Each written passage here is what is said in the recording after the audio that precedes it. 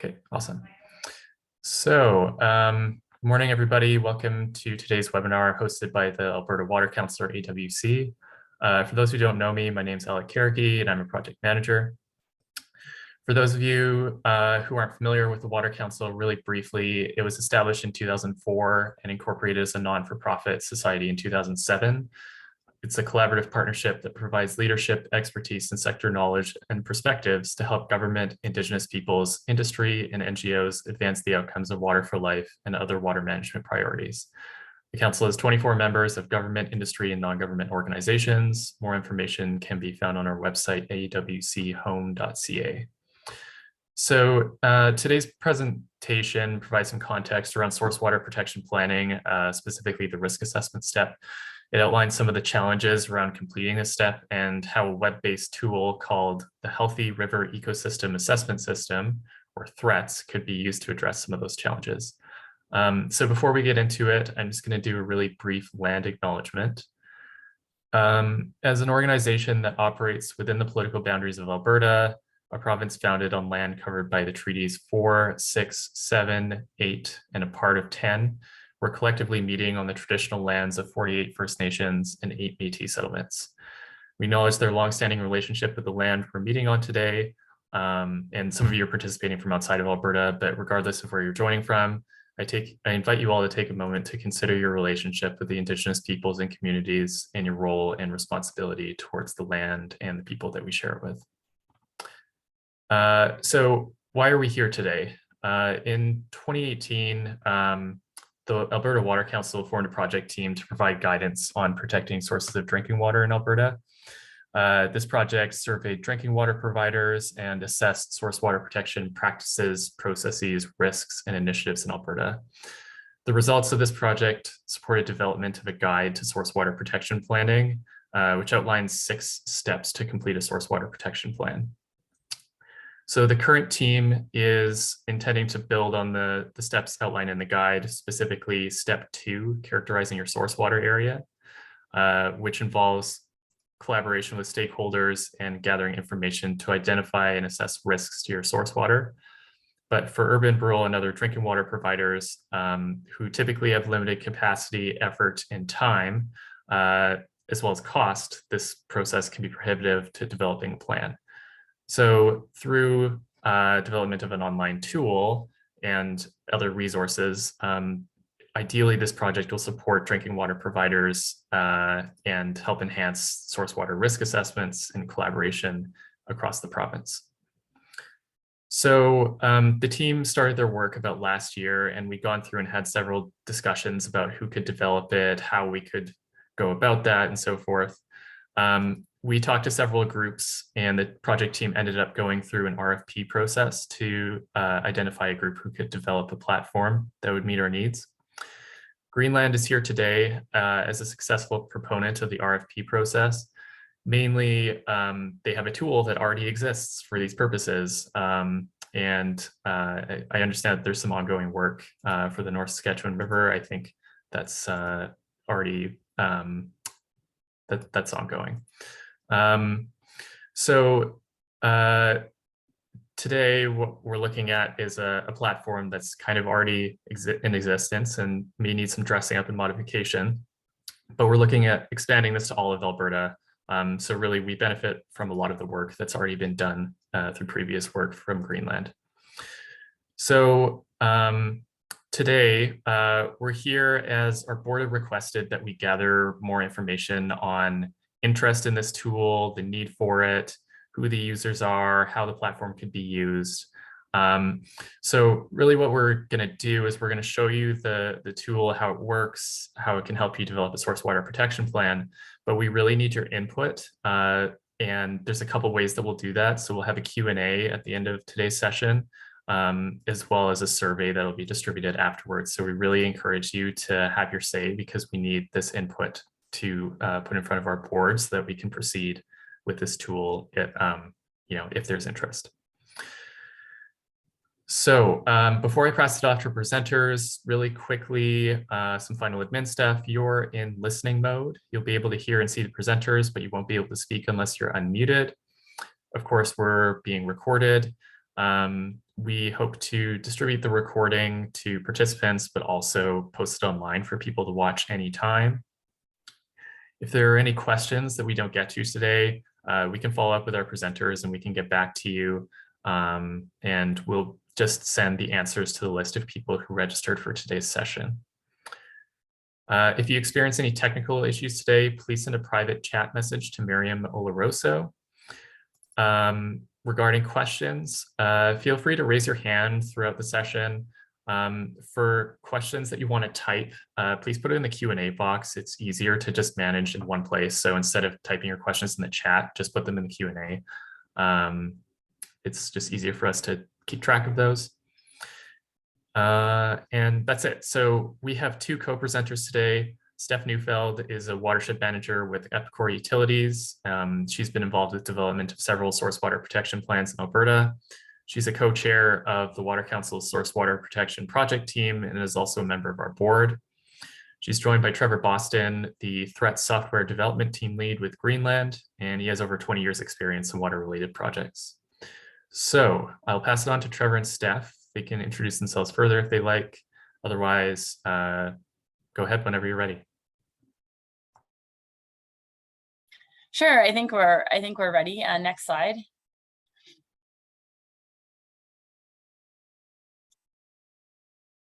Awesome. So the premise of this webinar is to really showcase the North Saskatchewan River and essentially the work that we've done with the Threats platform. As you know, my role with Epicor, I'm responsible for developing the source water protection plan for the city of Edmonton, as we're the water provider. And so what this really meant is that every 3 years when we publish our source water protection plan, my team collects all the land use data, the water quality data, the Water Survey of Canada data, the other provincial hydromet data, flowed weather data, and then we assess it and we look at it and we determine risk. And so every 3 years, it's a pretty data intensive process, and data is from multiple places, right? So we have data from multiple sources, whether it's water quality or flow or hydrometric data. And so it was a really intensive process. And then when we worked on other planning groups, particularly with the North Saskatchewan Watershed Alliance or the Alberta Lake Management Society, we were always gathering data from different sources, and it was a continual update problem because there were so many data streams. And so the idea behind our original funding of the Threats platform, which we've put about 300,000 into this to develop it for the North Saskatchewan, is that we wanted to be able to use everyone who is doing watershed or source water protection planning in the basin would have a common tool which we could use to promote conversations, whether it's a conversation about load allocation, whether it's a conversation about water quality, whether it's a conversation about coal mining in the headwaters, that we were all looking at the same data and that we had read it, everyone had access to it in a sort of online platform. So although our work was on drinking water source protection for the North Saskatchewan watershed upstream of Edmonton, the 28,000 square kilometers, we really wanted to have a public facing tool for the reasons I mentioned previously. So what we're really focusing on today in this webinar is the data gathering or the watershed characterization aspect of source water protection planning. And so that's sort of in this light purple here. You want to develop a source water protection plan, the first thing you need to do is delineate your watershed boundary or your aquifer boundary. What area affects your water quality for your drinking water source. The second is sort of what are those risks or those human influences or natural influences that could affect that quality in the short term and in the long term. So that's where you do the land use, the land cover mapping, and then you look at contaminant sources, and it's usually a GIS exercise, right? You want to visually and spatially represent that on the landscape, so you can start to look at your risks. What are your wildfire risks? What are your pipeline risks? What are your biggest changes in agricultural land use? Are you increasing the number of cattle? Are you, what is happening on that landscape? Because that's really going to inform that risk assessment part. And then the third part is the water quality and quantity assessment. You want to know, do you have a reliable supply of water? Is it changing? Will it change in the future? What was it like in the past? And that helps you kind of determine that supply issue. And then water quality. Is water quality declining? What is it like now? Are there any things that are any parts of your water treatment plant process going to be affected by, some of these changing water quality issues, particularly under a new climate regime where we're starting to see a little bit more of flashy systems. Perhaps in your watershed, you might be getting more water, you might be getting less water. So we need to be able to make those linkages quickly. So that's what we're focusing on sort of today. Next slide. And so again, source water protection planning is really the first step in a multi-barrier approach. So you have your treatment processes, you have your distribution system, and those sorts of things. But source water protection is really about what is happening to your raw water source. And it is really, when we say source water protection planning, depending on the size of where you get your water from, it is often tied intimately with watershed planning. So you see on the left-hand side there, watershed management plans become an important component. We're not focusing on that today. We're focusing on the watershed delineation and the inventory of land use contaminants that allows you to do vulnerability assessment and risk ranking, which we're not really touching on today. So it's really the watershed delineation and the inventory of land use and land use contaminants. So next slide.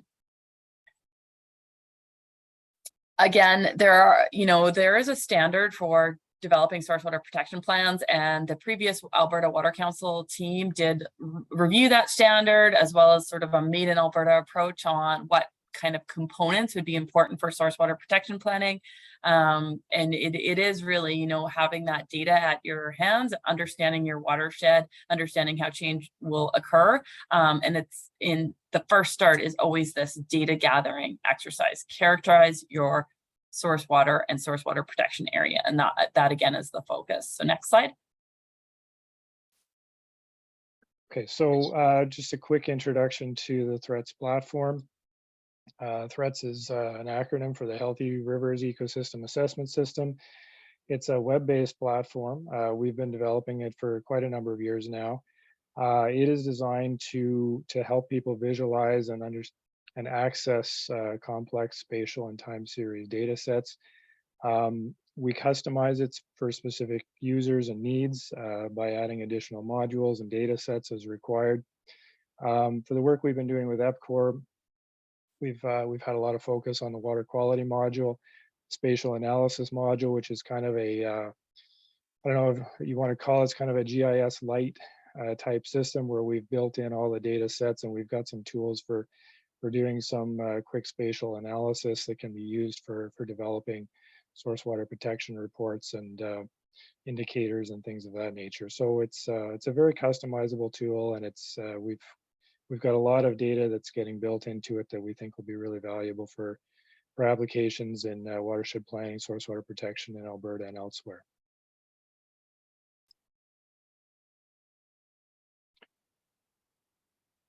Well, again, the first task in completing a source water protection plan, again, is to define and delineate your area of concern.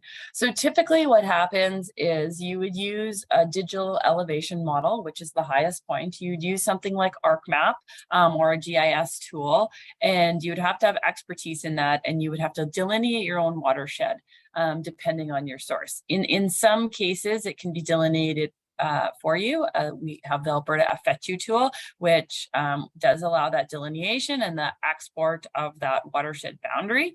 So you can do it for most lakes and those sorts of things. But generally in the past, you've required a technical expert, and you really have to have a GIS program in order to do that, and then to import your polygon of your area and then clip a bunch of different land uses on it. So the idea is even that delineation tool, you know, it is a bit of a challenge. So, you know, one of the first things in threats that we wanted to be able to do is to delineate catchments, user-specified outlets, because when we have water treatment plants, they're not generally aligned with typical watershed boundaries. So, you know, they can be halfway up a stream, they can be on a certain river reach, and so you want to be able to delineate properly your boundary.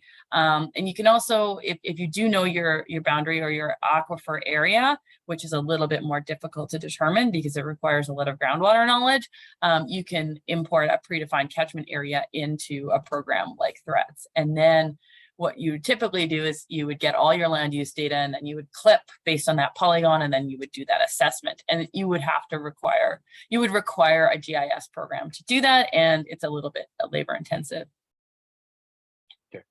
So the alternative is with the threat system, as you'll see here in a moment, we can generate these catchment delineations on the fly.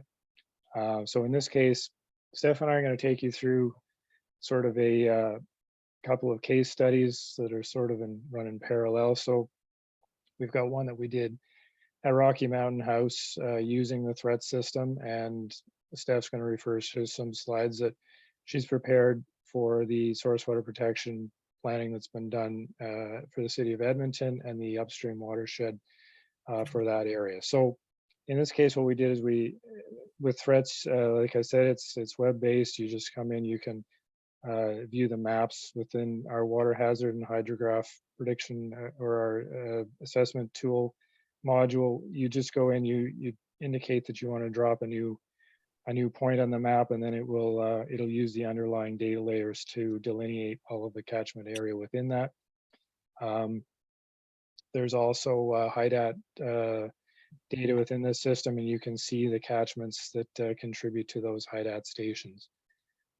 We also have some preloaded catchment areas, and we can add additional ones for areas of interest, but you can see within these all of the flow lines and tributaries and so on, as well as the catchment areas for each one. So these delineated areas can be used in our spatial analysis module to extract and clip other data out that you might be using in your analysis. So again, for the characterization of the watershed, our case studies are the NSR at Edmonton, because that's what I've worked on. But we try to also pick, you know, say a river that we haven't done before, and to see the applicability of the threats tool. So say if you were Rocky Mountain House and you weren't getting your water from the NSR, you were getting it from the Clearwater River, and you were going to develop a source water protection plan or knowledge base around the characterization, how would you do that using the threats tool? And so I'll kind of walk you through what we do without the threats tool, and then what you can possibly do with the threats tool to try to just, you know, and I think the first slide said, get threats to do the heavy lifting, and that's exactly it. It's just getting all the stuff in one place. And then once it's all in that place, whether it's Alberta, whether it's the North Saskatchewan Basin, anyone can come in and use the data that's available to go through the source water protection planning process. So when we're looking at land use mapping, essentially those data layers are held by various organizations. So you'll have your forestry data layers in a different location than some of your other data layers.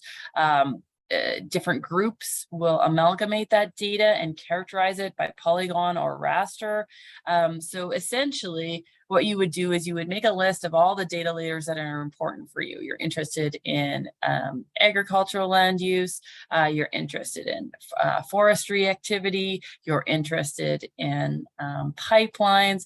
You have to go get those data layers from all these different sort of data providers. And in some cases, you know, the Alberta Biomonitoring group does amalgamate some of this data and it's publicly available, but it's often, say the land use cover, it'll be 2010, and then maybe you'll get an update in 2020, but it'll be different polygons or different categories. So you really have to sift through all this data. And so what we've done with the threats tool is essentially looked at what is important for us, what we've historically done in source water protection planning, and put those data layers in.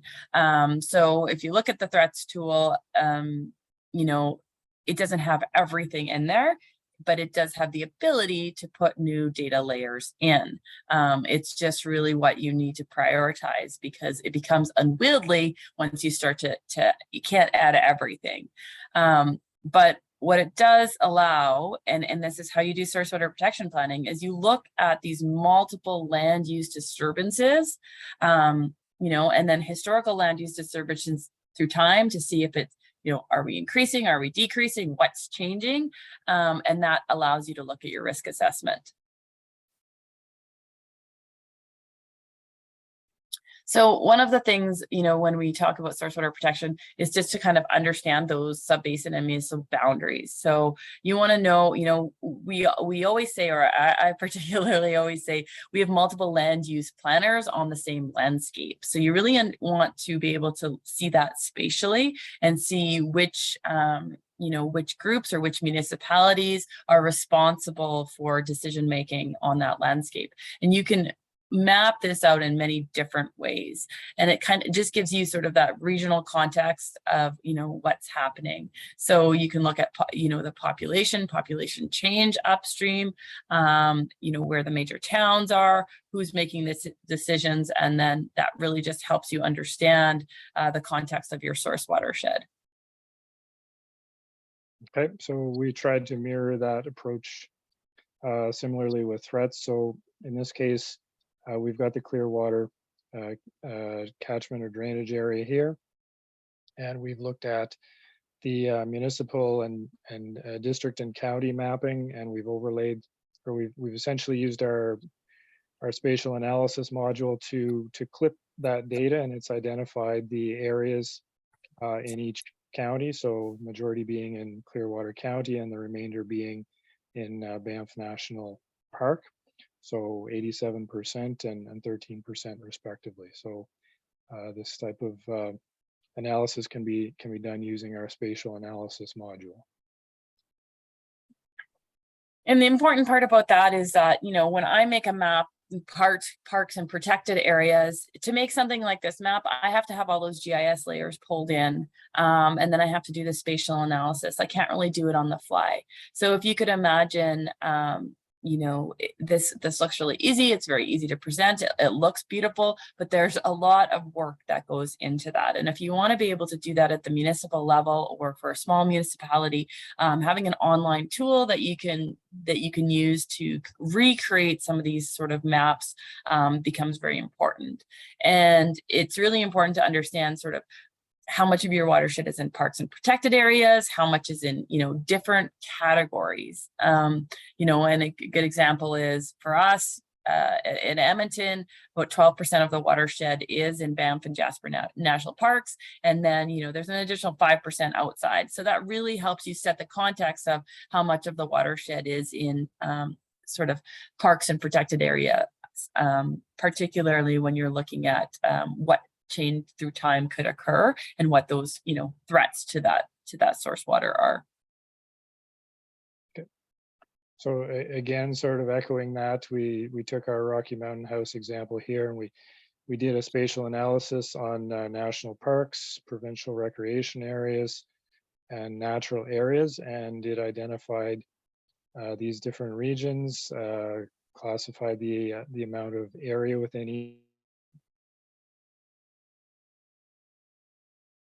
each and the proportionality of them within the thing we're looking at. So we have, at this stage, we've probably got between 2 and, I hesitate to say, between 200 and 300 almost data sets that we're currently working with in here. And so our challenge of late has been to try to classify these and group them so that they're easier to access and find them when you're working through a project. So, so I think that's coming along. Another way to look at land use change or land use risks is to look at land cover data based on satellite imagery. So land cover and land use are very different things. Land cover is essentially looking at, a Google map image or a satellite image and seeing what is on the landscape.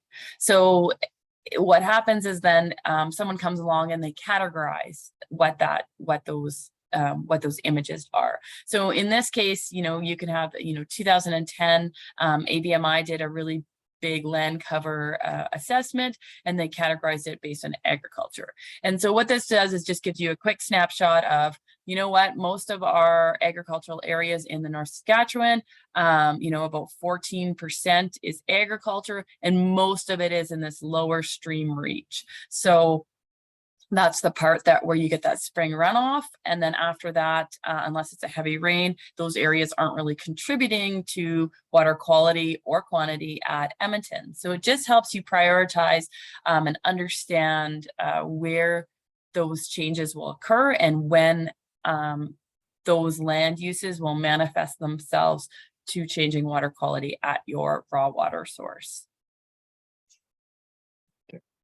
So threats can be used to do the same thing. We've imported ABMI data from all of the land cover data that they've got available for, I believe it starts in 2000, maybe earlier. I think they've got a new one coming out now, 2019, I believe, just recently was added. So what's interesting is, you can do this type of analysis as a snapshot in time, but it's also interesting to be able to compare these, and we provide the tools to be able to do that in threats as well. You can compare between time periods, which is useful to be able to identify change that's happening in the watershed and trends over time. So we've applied some different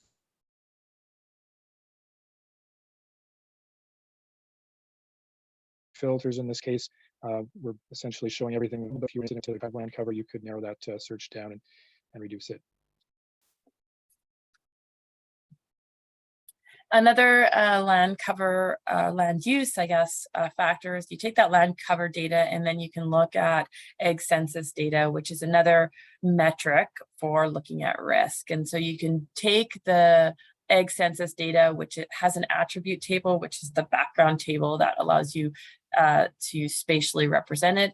And you can start to look at things like manure production, number of cows, number of livestock, and then you can look at change through time because census data is collected every 5 years. So you can look at that change through time and try to link that back to potential changes in water quality. Once you start getting these big data sets in with these big attribute tables and you get multiple years, you want to be able to do a quick assessment of that change through time, and you want to be able to visualize it as well. So with threats, we've integrated in the Census of Agriculture data. We're currently building an updated spatial analysis module, and that will allow us to be able to spatially weight the data in those attribute tables. So we want to be able to produce this type of information where you've got the number of livestock or the density of livestock or in a particular area of interest or catchment. So right now your census subdivisions or aggregation by watershed will give you very large numbers that are specific to those, the way Stats Canada aggregates the data, but it may not be the way you want to aggregate the data for your watershed or your area of interest. So what this tool will allow you to do is to reweight the data in that attribute table after you've selected the fields that are of interest. It will re-estimate them based on the proportionality of your area of interest relative to the reporting area. So that functionality is coming online shortly. We're doing some final testing on that right now, and it will allow you to work with these types of attribute tables within the data sets.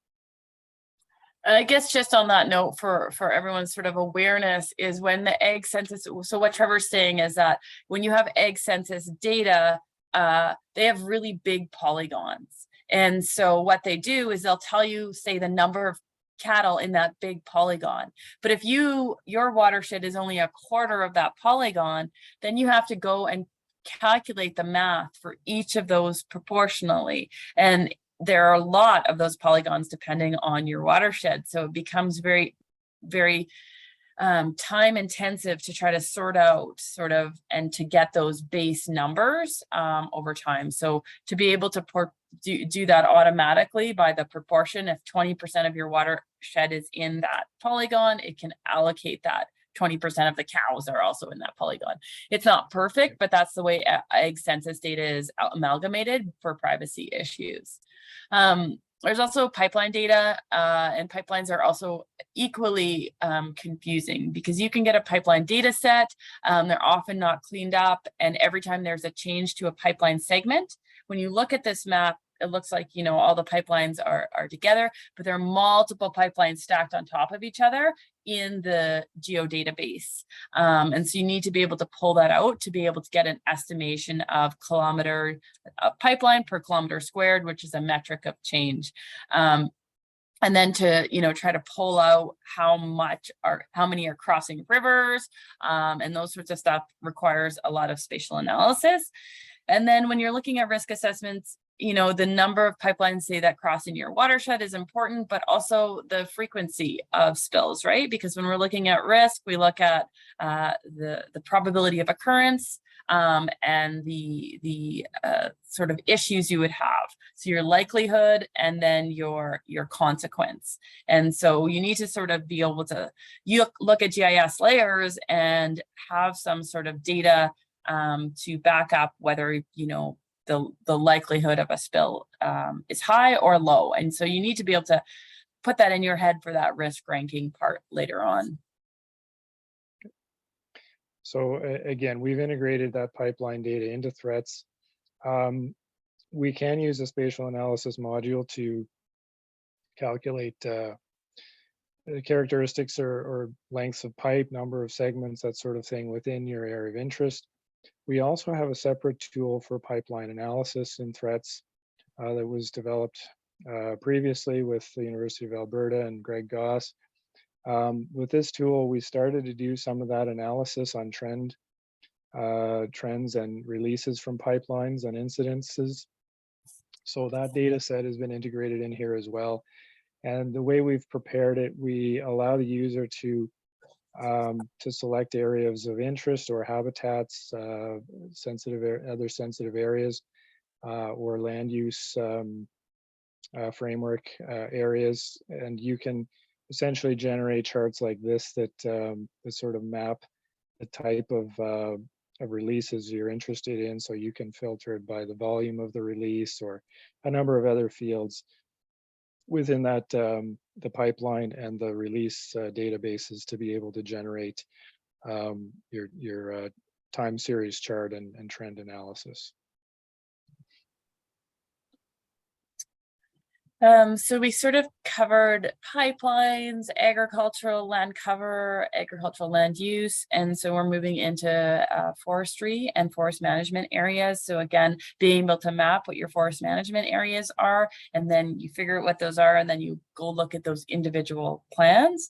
ABMI also has a different layer that looks at harvested area and age since they were cut. So you can also map that. And again, it's a multiple mapping approach where you can look at sort of where those threats are. Then you can start to calculate what the annual cut is. You can see if, you know, forest is increasing or decreasing, and how quickly it regenerates, and those sorts of things, all spatially. It also allows you to look at forest type, and allows you to look at some threats, like, you know, if you have a large pine forest in your headwaters and, you know, pine beetle is an issue, you can look at those pine beetle maps and see them through time.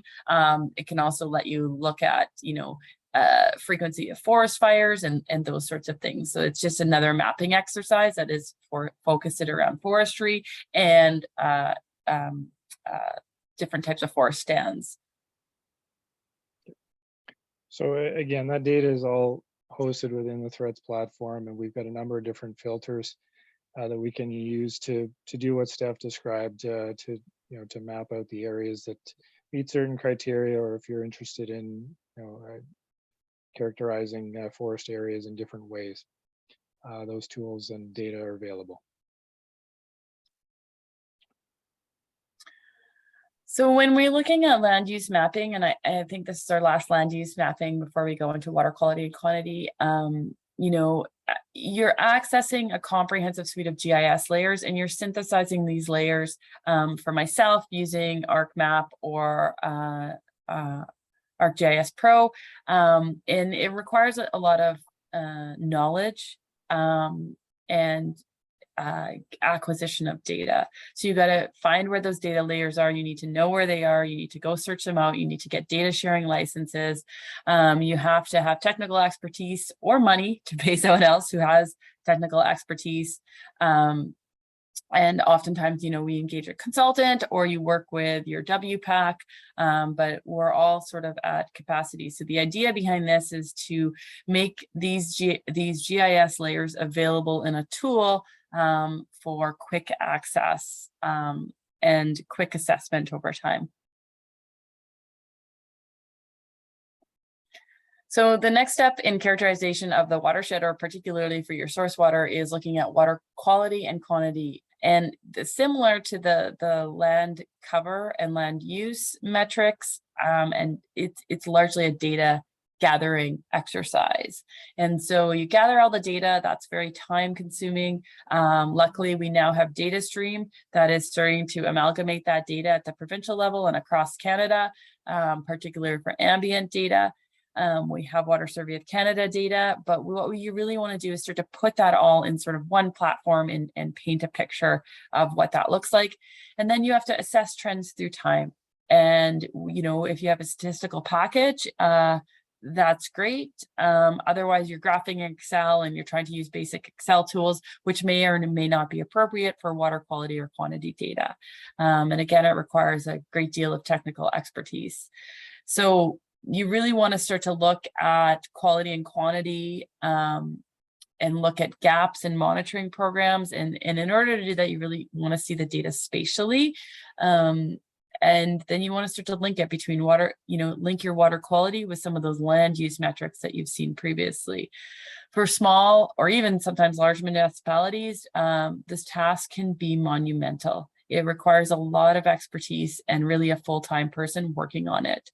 And that compiling even just the necessary monitoring data can take weeks and weeks. You have to know where it is and you have to chase it down essentially. Yeah, next. So also data can be sparse. Depending on your data sets, you really want to know, when you can start to fill those monitoring gaps. We have abundant water quality data for the main stem, but for headwater tributaries, we've realized it's more hit or miss. And then, being able to view that spatially for your watershed, and then, supplement monitoring programs is very critical. And multiple people and groups are collecting data. And so you really want to be able to get all that data in one place and then spatially view it all together on one place. So the same challenges exist for water quantity, although the Water Survey of Canada and their basin site, which I'm sure you've all gone to, is quite good. But you want to be able to look at sort of change through time, do some statistical analysis, look at water supply under different conditions. Do your 7Q10s or your 1Q30s when you're looking at effluent,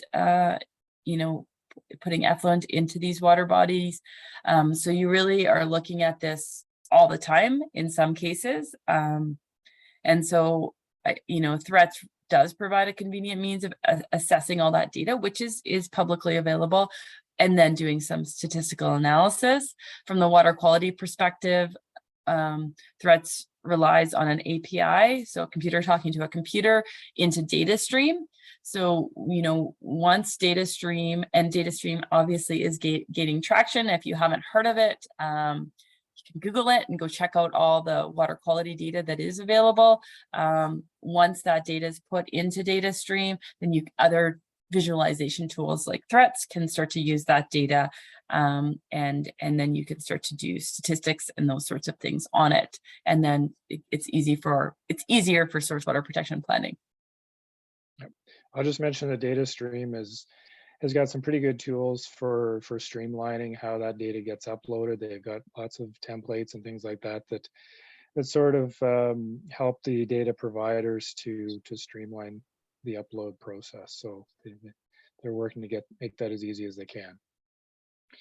I'll just talk a little bit about some of the water quality analysis functions we've got in threats. So we allow users to filter stations according to the available water quality parameters. So if you wanted to see all the stations that had suspended solids data or ammonia data, you can indicate that in the system and it will show you all of the stations that have that data available. You can also filter it the other way around and say, I want to look at this particular station or this group of stations and have it show you what water quality parameters are available at those locations.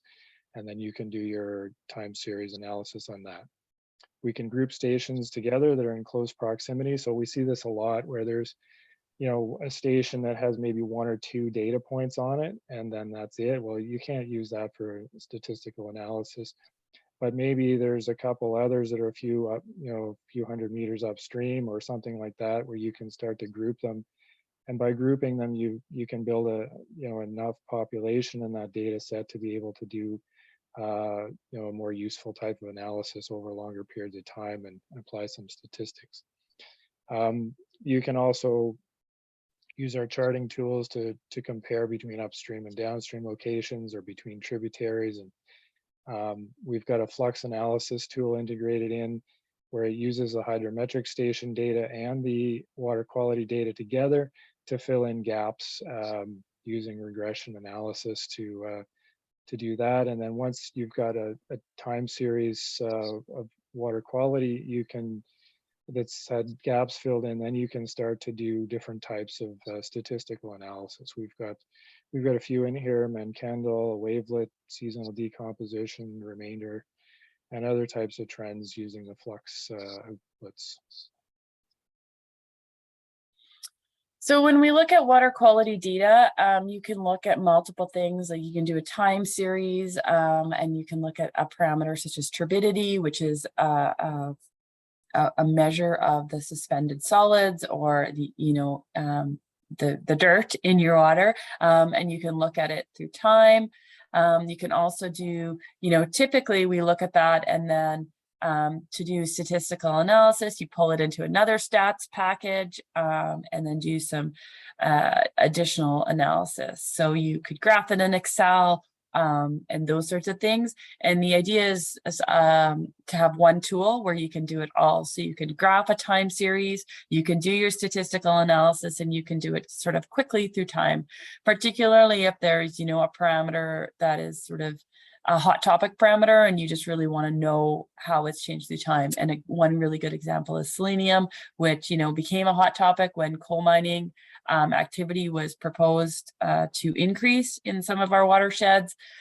You really want to be able to go to a tool quickly, look at trends through time, look at current concentrations, and look at those based on surface water quality guidelines or drinking water quality guidelines. Okay, so in this case, we're looking at TSS compared for the Clearwater River. You can see here that we've got 2 different colored points showing up here for different stations within this region. So we wanted to be able to compare in this case. One other point to notice we've added, although we haven't included in this particular example, but we do have Alberta water quality guidelines for the North Saskatchewan water quality framework. We also have CCME guidelines, and we can add in other guidelines as required for different applications. In this case, we've again using the same example with just different charts, different ways of looking and grouping data together.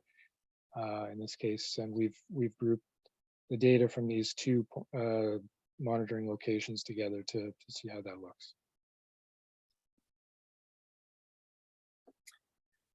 Alternative stuff that you can bring in is when you look at water supply issues, you really want to look at where your water is coming from. So say at the city of Edmonton, we've done some work partnering with the North Saskatchewan Watershed Alliance to look at where the water comes from on an annual basis. And you can see, by the time we get to Drayton Valley or the big bend in the river at Rocky Mountain House, most of the water is already in the river.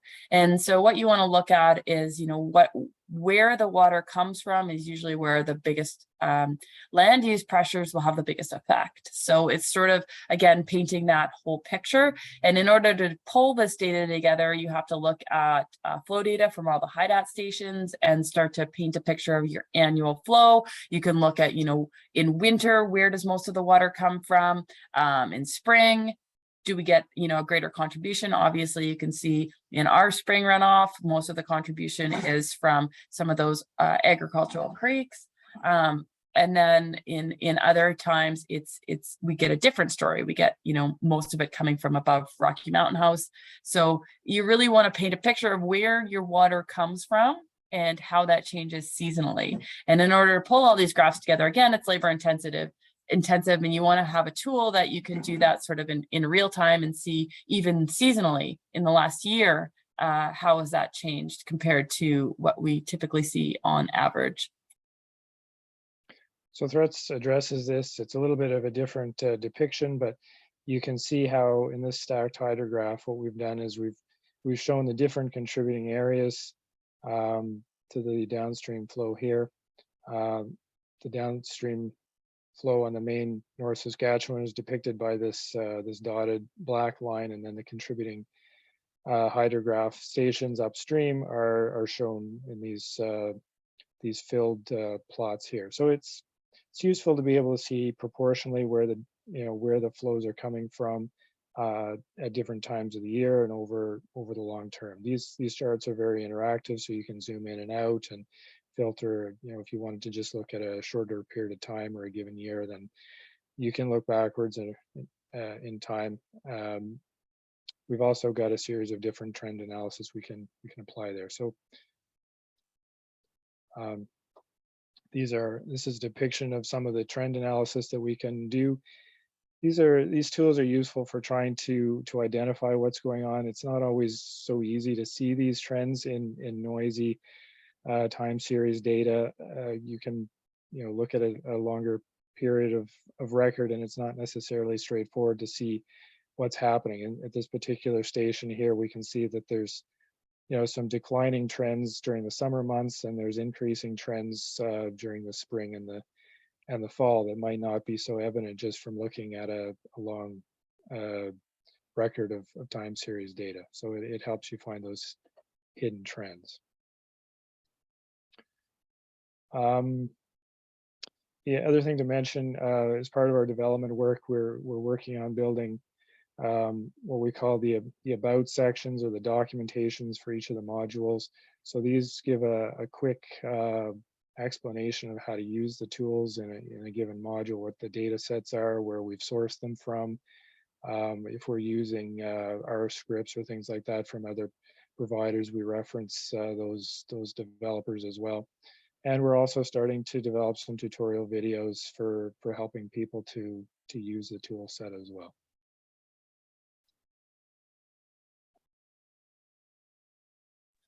So the other aspect is, in some cases, when we're looking at change through time, we will partner with researchers, and we'll start to look at that change through time, and then we'll get a research paper, and a lot of time that information is lost. And we wanted to be able to have a tool where we could show that spatially. So and this can be, for climate change research, or it can be for beneficial management practice scenarios and those sorts of things. That data can be displayed. If it's spatial data, it can be displayed in something like threats. For example, for the North Saskatchewan, we've recreated flows using, the natural variability and the predicted flows up to 2100. So then you can actually display that in threats as an artificial flow input.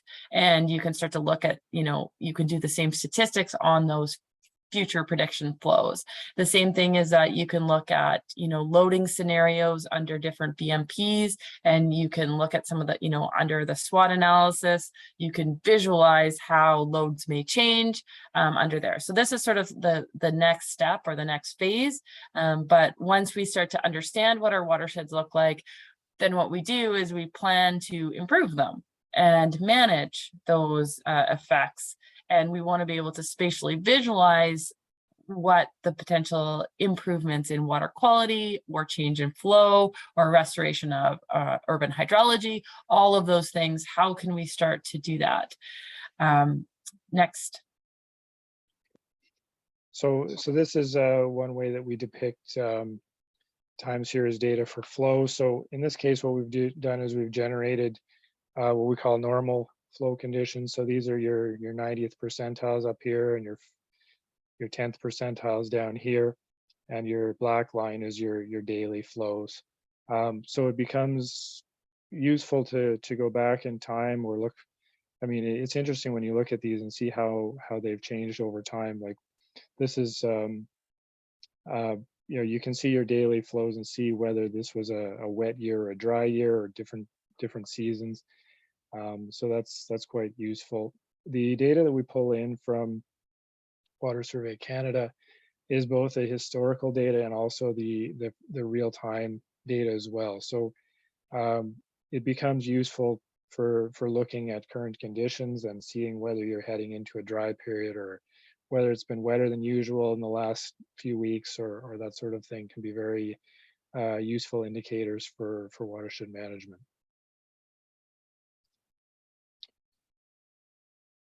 Okay, similarly on climate analysis, we use a product from NASA called the Global Land Data Assimilation System. They've got a multitude of different data sets in here.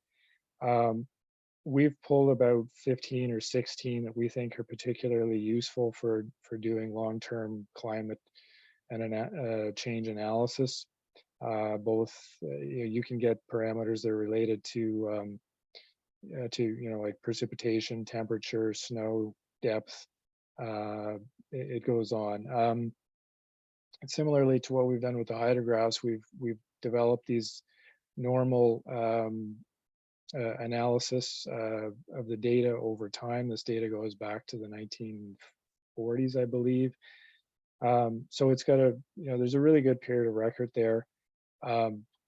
It's derived from satellite information as well as interpolated ground data sources. So they've changed their methodology a bit over time because the same satellites we're using today weren't necessarily there back in the 1950s. But nonetheless, what's great about this is it's a very continuous data set that allows us to see how things have changed over time and where we're at today and in recent history. So it's a very valuable tool, and you can place a point anywhere. We've got these synthetic stations that are about a 10-kilometer resolution, so you can pick locations on the map if you're looking at the headwaters, or maybe you're looking somewhere else. You can contrast the data between locations.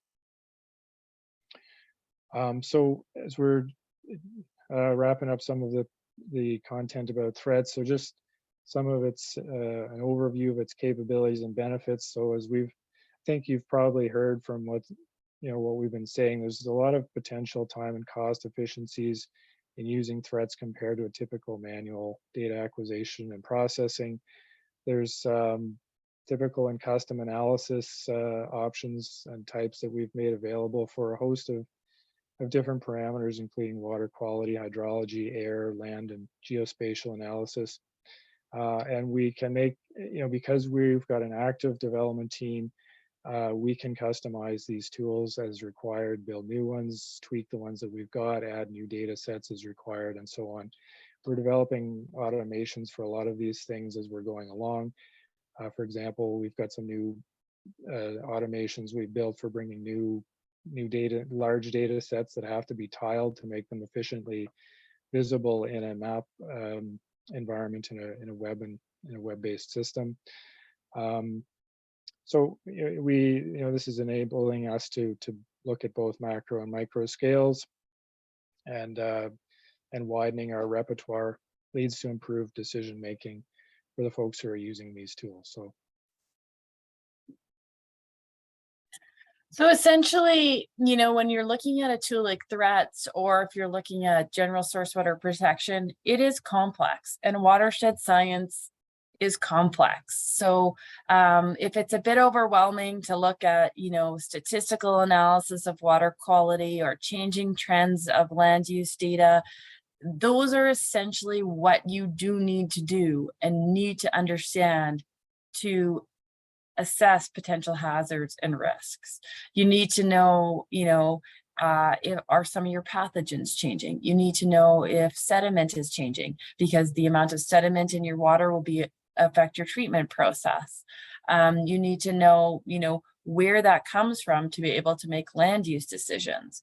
And so when you're filling out a table, whether it's a drinking water risk assessment table, where it's a drinking water safety plan, you can fill out this table with knowledge or without knowledge, but it's only accurate if you have the knowledge to support it and the data to support it.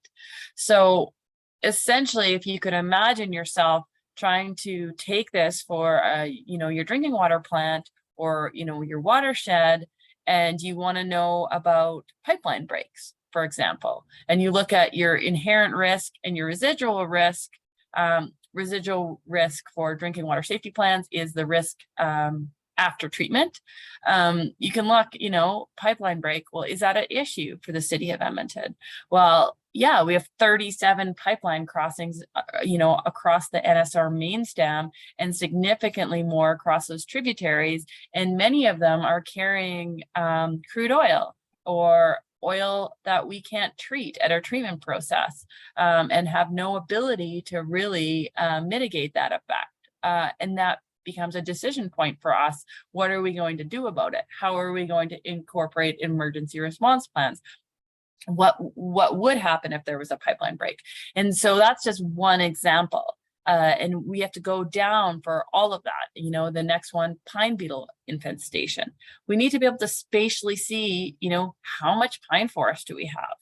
What are the current beetle populations? How much of the forest is dead? What is the risk of forest fires after, those trees have been dried out and killed? And those sorts of, all of those sort of decision points or risk assessments require a lot of spatial data. The same with water supply. Is it changing? Are we seeing a downward trend? All of those things that you might have seen in research papers, we want to be able to assess ourselves. And we wanted to be able to have a tool to do that. So, obviously there's some I would say, prettying up in threats to make it more user-friendly. But for us, we wanted to be able to get all that data together in one place, and that we wanted to be able to share it for the North Saskatchewan with our partners. So the people that we are working with all the time, and make that a publicly available tool. So that was sort of our prototype, and we've done that for the North Saskatchewan. And it's really up to, collectively, whether, the Alberta Water Council wants to expand this to Alberta.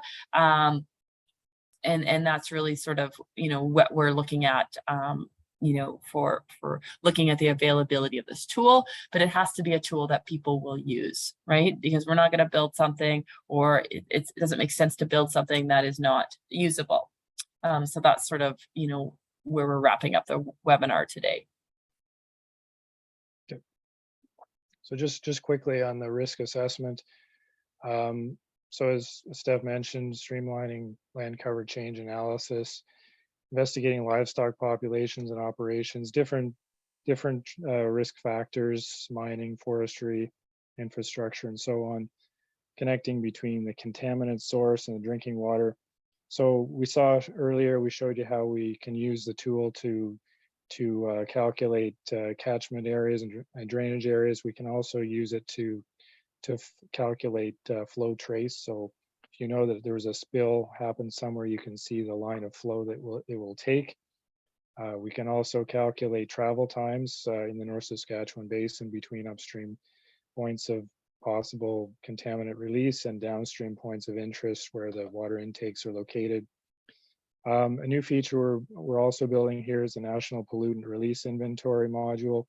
This will allow you to see federally reported contaminants released into the environment, either through air, water, soil, or soil. And that can also be very informative of what types of contaminants might exist in your watershed or areas of interest. Okay, so conclusions. So essentially, I think we've said it all.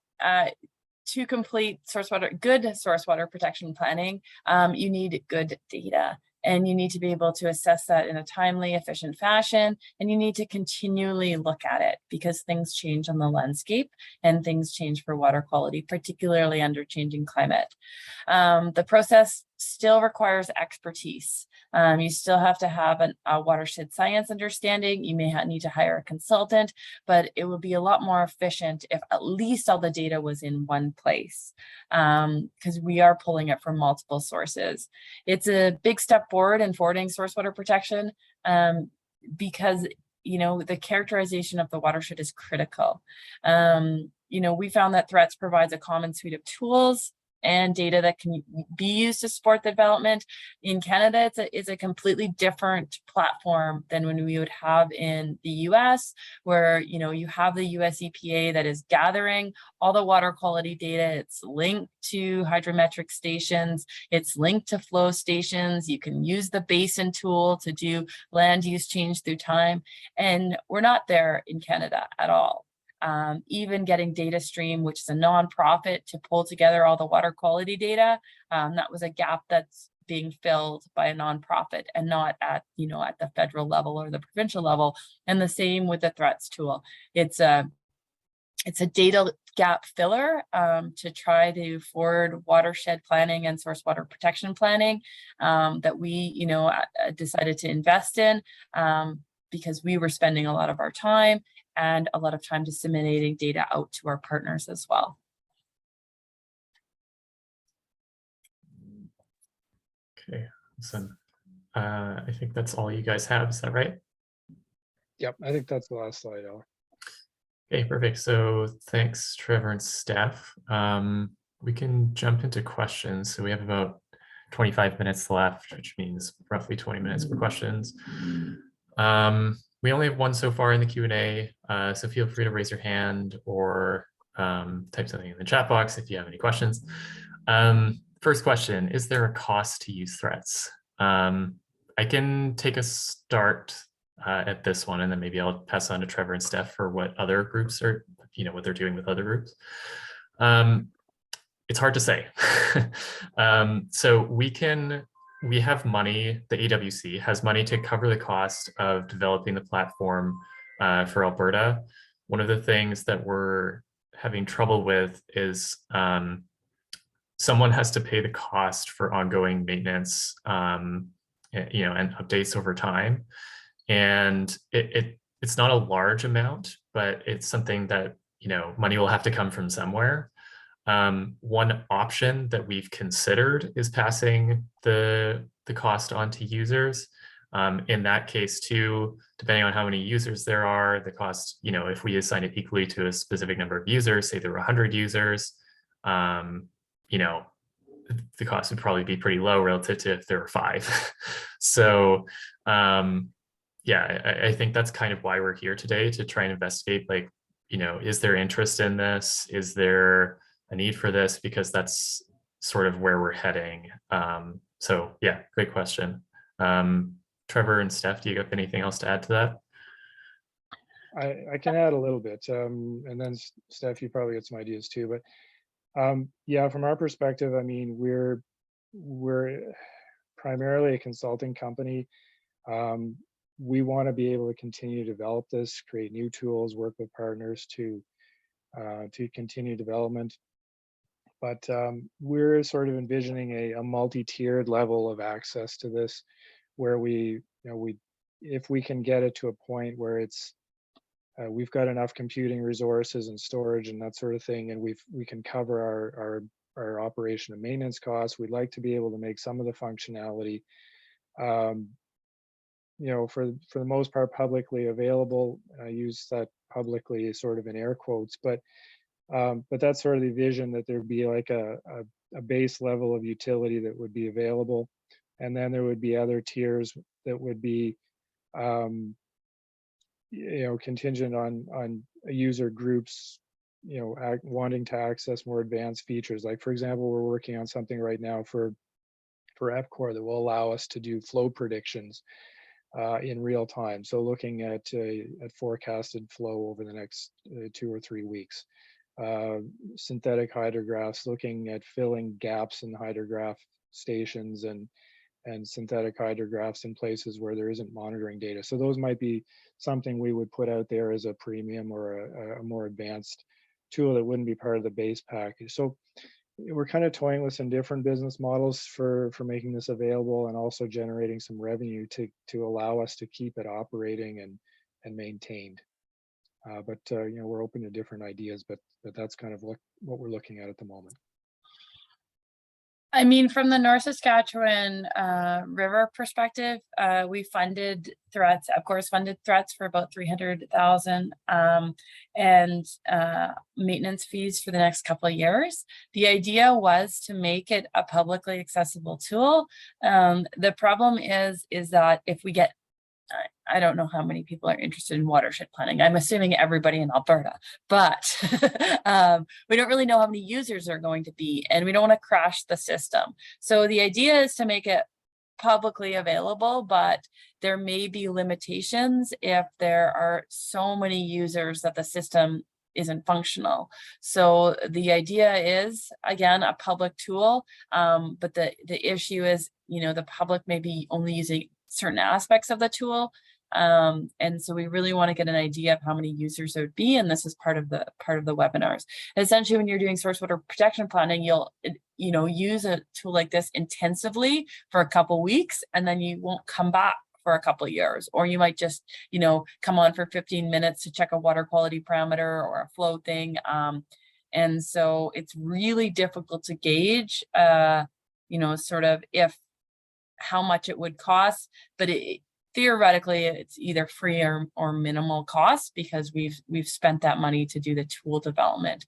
When there are new modules that have to come in, or, you know, that we could think of coming in, someone has to pay for that.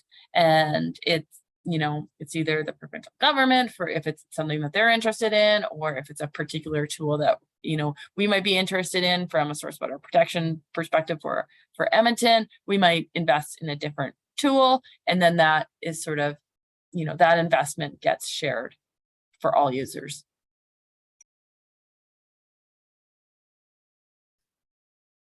Okay. Not seeing any more questions, so feel free to type anything into the chat box or Q&A. Let's give you a few more seconds, and if there are no other questions, I'll start wrapping up.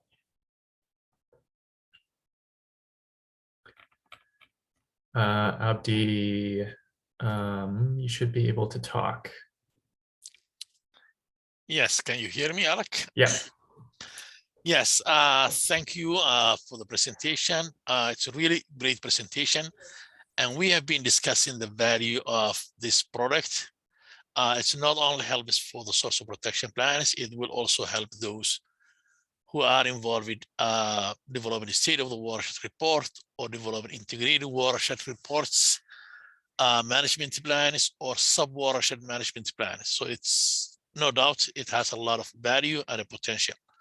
The question was, you know, the cost of maintenance. It's easy to come up with the upfront funding to develop, but then the question remains, you know, the recurrent funding. And we discussed about some ideas in the past. And my question is, did we reach out to the WPACs, and did they show any interest to participate? I'm sure the North Saskatchewan, working with EPCOR, probably they have an interest on this, but I'm not sure if we reached out other WPACs. Yeah, so I can start with that. So we have a couple of WPAC representatives on our project team who they've asked if there's interest in this. You know, they weren't jumping out of their seats saying that they want to throw money at it. We have some WPAC people here today, I believe. So I guess the answer is that there's not really any offers to pay for it yet, but it's certainly something that we could explore more formally or in greater detail. And obviously, you know, we don't have any other funders who have approached us yet saying that they want to pay for this.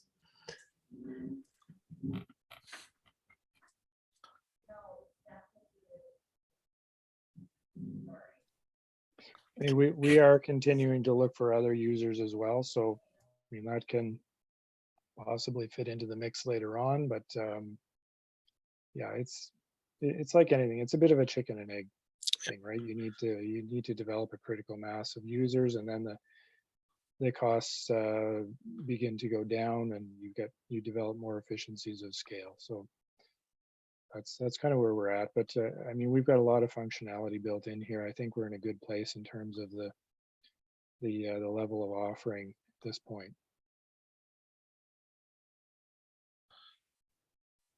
So Alec, my follow-up question is, I understand that the cost was ranging from 20,000 minimum to a maximum 50,000 per year. I know we have utility companies, the regional systems. Did we reach it also to those groups if they can contribute maybe 5,000 or 3,000 per year? So yeah, that's something certainly that we can follow up on. We haven't had that conversation with them yet, but you know, we could, yeah, reach out to a lot of different groups and ask if they're interested. I think the concept was, if it was free, would you use it? And that kind of builds a business case of, you know, would WPACs use it? Would other groups use it?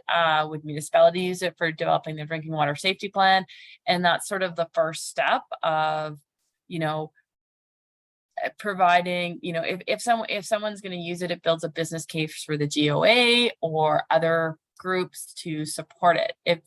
If it's a tool that is not going to be used, then it's going to be less likely to be funded. So there's many funding options, but I think the focus is is there appetite for use as it is now, not considering the funding option.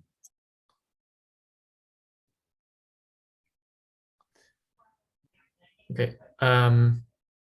Norma has it seems like a comment, but if you want to raise your hand and say something, Norma, I can unmute you. The comment is, I think it's a bit premature to spend too much time on maintenance fees. We first really need to get back to the results from the participants. So Norma, I'm going to let you talk. Thanks, Alec. Yeah, my comment was just, you know, I don't want us at this point in time to get too hung up on the cost of maintaining it down the road. Our goal of these webinars is really to find out if it will provide an opportunity to municipalities all over Alberta to start really engaging in source water protection as a whole. And, you know, first I believe we need to find out, we can demonstrate if it's going to have a value. Then if it has a value, we can figure out how we're going to support it in the long term. I think the purpose of these sessions was to find out what value people would find in it. Yeah, thanks, Norma. That's definitely the case. We're looking for if there's value here. Okay. Any other questions or comments?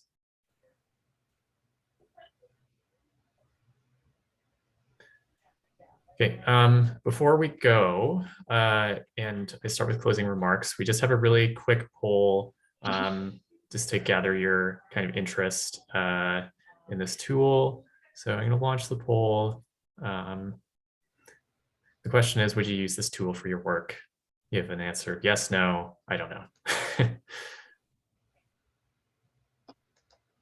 So I'll give you just a minute.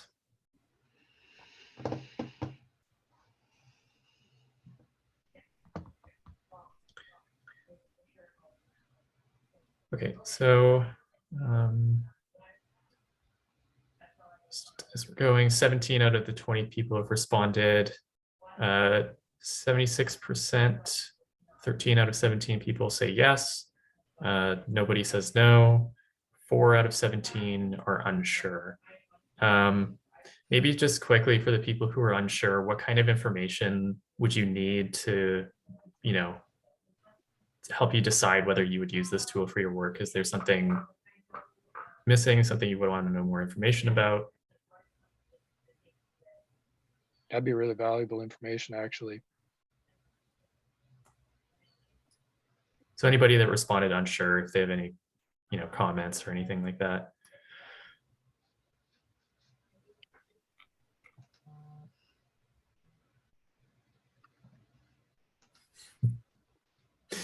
Okay, if we don't have that answer now, we also have an electronic survey that I will pass along after the session is over, so you can respond to that. That survey is anonymous unless you optionally opt to enter your name. So if you don't feel like speaking in front of the group here, we'd certainly love to hear from you through that survey. Okay, I'm going to start with some closing remarks. So thanks everybody for taking the time to join us today. And of course to Trevor and Steph for presenting to all of us and sharing all your expertise and knowledge on this issue.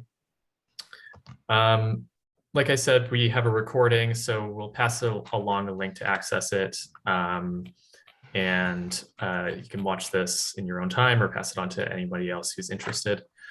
Like I mentioned already, we'll be distributing an electronic survey. The survey questions are really aimed at gathering your feedback on and support for the tool that we just demonstrated. So we strongly encourage you to participate in that if possible, because we really need this information to help us and our board make a decision as whether we should proceed with developing this tool for all of Alberta. We have another webinar scheduled for September 29th. Please note that we have low registration for that session. So I encourage you to pass along the information to anybody who you think might still be interested but wasn't able to participate today. If there's too low of registration, we might have to consider either canceling it or possibly postponing it. So there's only a couple of days until that session happens. So we're going to have to make a decision on that pretty soon. So please do that as soon as possible. The session on Thursday is going to run exactly the same. So you don't need to come to that session too if you attended today, unless you want to hear a different set of questions or comments potentially. After the webinars are complete, we hope to compile all the information and feedback that we have from you to potentially engage and work with Greenland to further develop this tool for all of Alberta. If we proceed with developing the tool, we would have 2 pilot sessions with potential users, where we would really dig into the details and start to update the tool and make it, usable for everybody.